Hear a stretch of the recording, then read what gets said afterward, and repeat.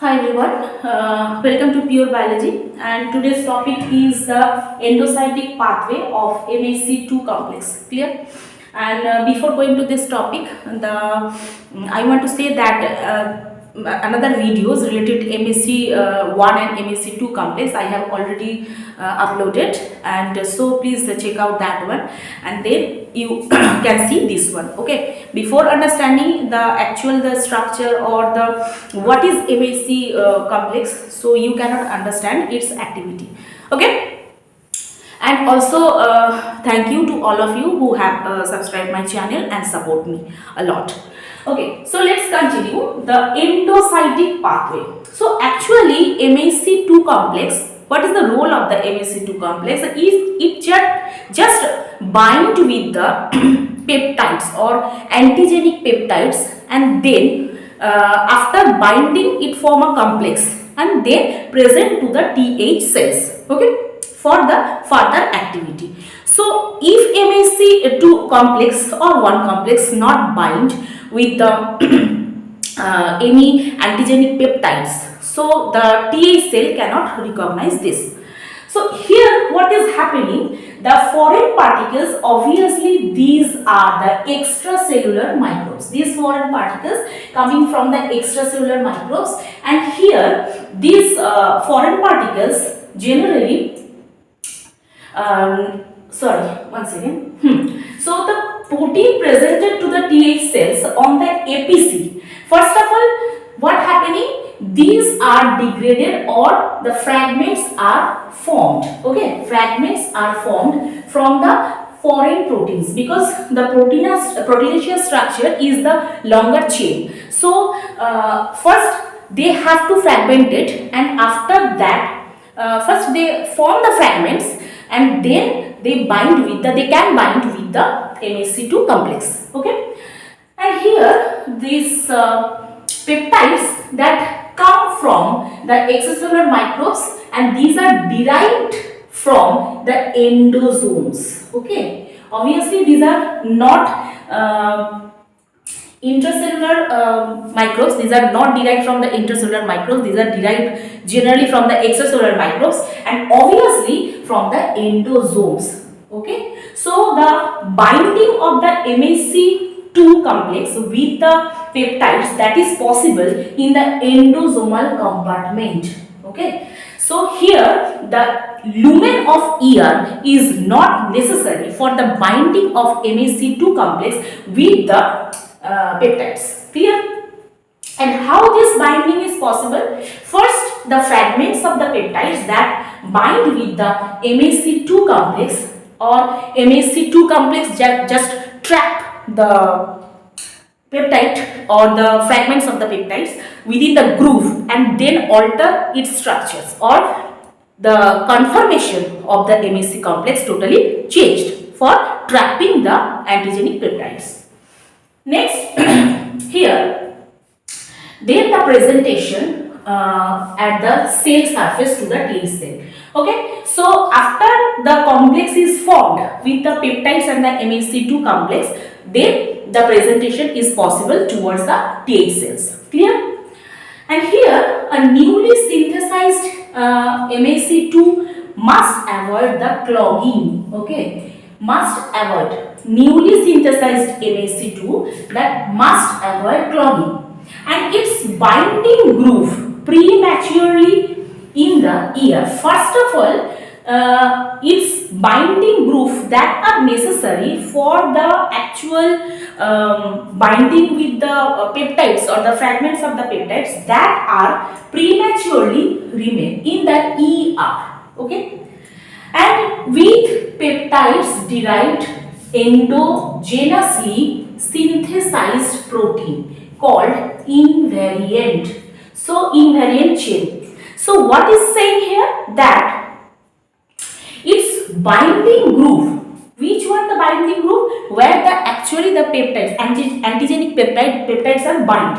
Okay. So these binding grooves generally in premature condition in the ER. Okay. What is in the ear means? In the ear with peptides derived endogenously synthesized protein called invariant chain. So here one thing is occurring, that when it prematurely remain in the ER, then the peptides that are derived endogenously, these are actually, one second.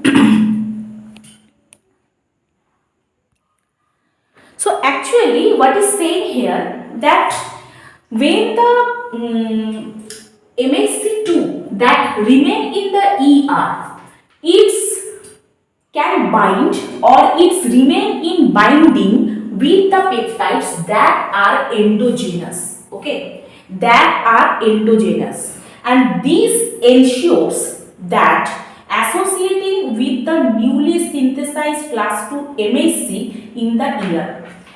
That means if this association is seen, that means what association? The binding of groove, okay, binding of the MHC2 groove with the endogenously synthesized protein, then we can easily know that these MHC2 complex are prematurely synthesized in the ER, okay, prematurely or remain in the ER. So when it remain in the premature condition within the ER, it can bind or it remain in binding situation with the endogenous protein. Clear? Just what I am saying, that this process is just occurring with the mature MHC2 complex, but immature 2 complex that avoid this clogging, okay. Clogging means if mature MHC2 complex is active or it's doing its work, in that situation the newly synthesized MHC2 complex cannot enter in this function. So what is happening in that situation? This premature MHC2 remain with attached the endogenous protein. Clear? By avoiding the actual process or the complex or clogging, you can say clogging. So by which we can easily understand these are the premature MHC complex which are remained in attached form with the endogenous protein. Clear? Next, what is saying that these endogenous protein are called the invariant chain. Okay, these are called the invariant chain, and first this chain is cleaved by proteases. Okay, these chain generally cleaved by proteases to rise the short fragments. Okay, and where it cleaving or the fragment formation is done, generally within the endosomes. So the chain, invariant chain, is cleaved by the proteases. Proteases is the enzymes in the endosomes. Okay, and when the small fragments, the short fragments that are formed, these are called the clip. What is the full form of the clip? Clip is the class 2 associated invariant chain peptide. Class 2 associated invariant chain peptide. And this short fragment remain bound to MHC2, preventing the binding of premature antigenic peptides. Okay, so if this short fragment remain bound with the MHC2, then the another premature antigenic peptide cannot bind with this MHC2 complex. Okay, and these fragments released and freeing MHC2 to bind peptide derived from the endocytosed protein. Okay, so here this actual the short fragment, once again. So where I was, okay, a short fragment that remain bound to the MHC2 and this preventing the binding of the premature antigenic peptide. Okay, so one thing is here that actual function of this short fragment or the short chain, that is it can bind with the MSC2, by which it prevents the actual binding of peptides or the premature antigenic peptides with the MSC2. Okay, so its function is, I think, two. Another, it prevents the clogging of premature 2 complex with the mature MSC2 complex, and second thing is it prevents generally premature antigenic binding or antigenic peptide binding with the MSC2 complex. Clear? And generally this fragment is released after freeing the MSC to bind the actual peptide derived from the endocytosed protein. Okay, so this chain or the short fragment, it not longer times, it cannot bind for a longer time with the premature I think MSC2 complex. It just released freeing the MSC2 complex. Okay, when it release the free MSC2 complex, when MSC2 complex is ready for binding with the peptide derived from the endocytosed protein. Clear? So this is the flow chart where the exogenous antigen, that is first endocytosed or phagocytosed. Okay, phagocytosed, and then endocytic compartment, it enters in the endocytic compartment where the MSC2 complex is there, and within the endocytic compartment the peptides are formed or the fragments of peptides are formed. Then small fragments of the peptide that bind with the MSC2 complex to form the whole complex. Okay, and now it is ready for presentation to the TH cells. Clear? So this is actually the endocytic pathway.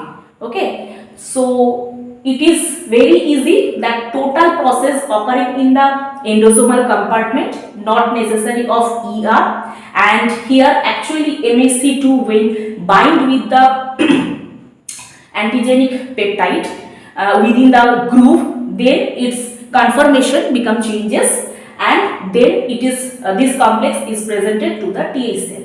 And here what we learn, that actually when the MSC2 complex is premature, remain in the ER, and in that situation it remain bind with the fragments of the invariant chain, and this invariant this binding actually preventing the clogging process, and another thing also binding with the premature antigenic peptide. And when this fragment is released, when the MSC2 complex is ready to bind with the actual peptides or mature antigenic peptides, or that peptides which are needed for binding with the MSC2 complex, then in that situation the fragment is released. Okay, so this is the actual process of the endocytic pathway.